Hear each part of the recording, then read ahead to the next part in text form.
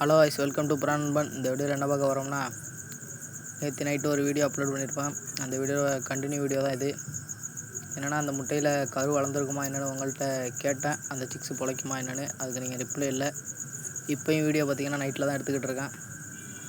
பார்த்தாலே தெரியும். அந்த எக்கில் வந்து சிக்ஸு காலைல வரைக்கும் நல்லா மூவ்மெண்ட் இருந்துச்சு. ஆனால் மத்தியானம் ஒரு 12 o'clock பக்கம் மறுபடியும் மேலே ஷிஃப்ட்டு மாற்றுறப்ப அந்த முட்டை சவ்வு உடஞ்சிருச்சு. ஃபோட்டோ லாஸ்ட்டில் ஆட் பண்ணுறேன்.